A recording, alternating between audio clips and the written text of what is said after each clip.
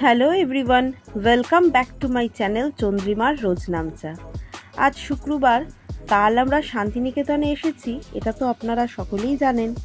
আর আজ আমরা বেরিয়ে পড়েছি কঙ্কালীতলা মন্দির যাবার উদ্দেশ্যে।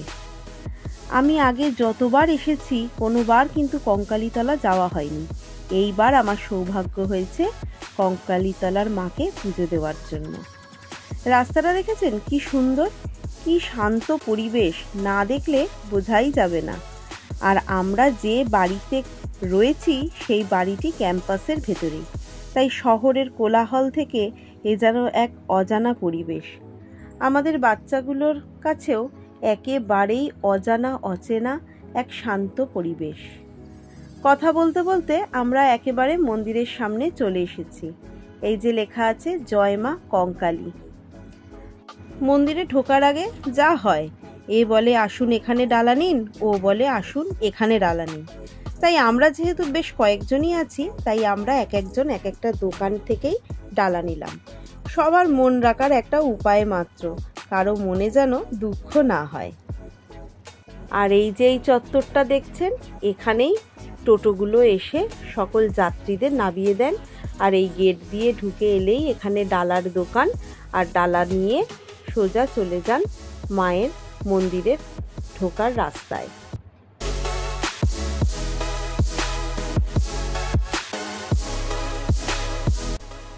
চলুন, আমার ডালা নেওয়া হয়ে গেছে।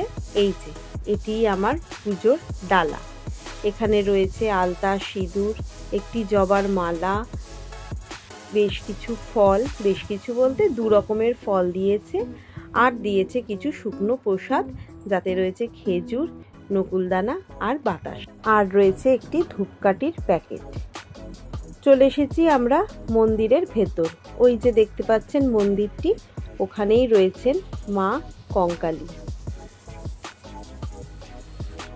মন্দির চত্বর এখন একেবারেই ফাঁকা। শুনেছি মেলার সময় আর বসন্ত উৎসবের সময় বেশ লাইন পড়ে এখানে। আর এখন যেহেতু সেরকম কোনো সিজন নেই, তাই গরমটাও বেশ ভালোই রয়েছে, তাই এখন মন্দির চত্বর বেশ ফাঁকা। তো ভালোই হলো, আমরা একটু ফাঁকায় ফাঁকায় পুজো দিতে পারবো আর মাকে মন ভরে দেখতে পারবো।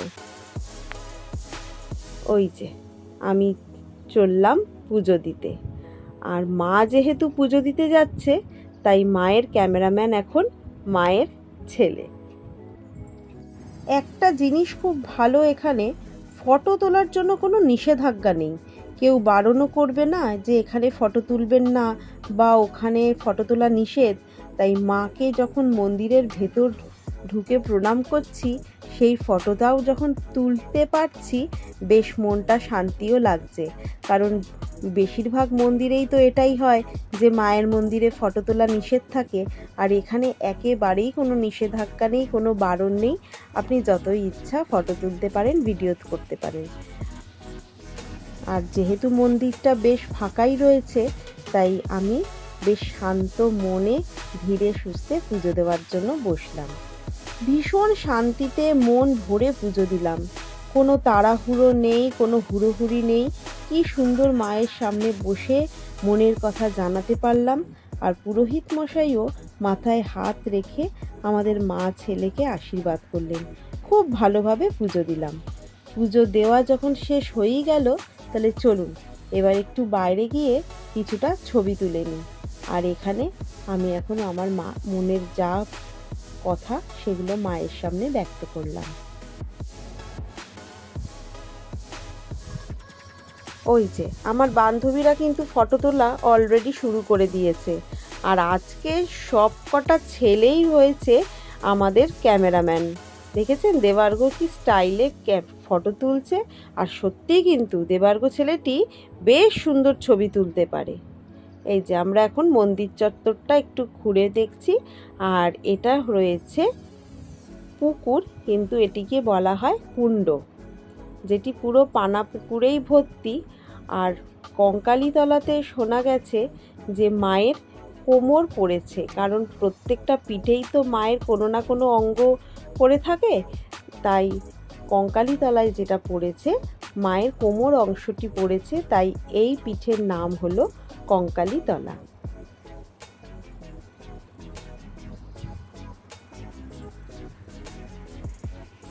পুজো দেওয়া শেষ, এবার আমরা আগে যাই আমাদের যে ডালার দোকান রয়েছে সেখানে গিয়ে আগে আমরা আমাদের নিজের পায়ের জুতোগুলো পরে আসি, কারণ এত গরম যে পায়ে বেশ মনে হচ্ছে গরম ভোগ করছে।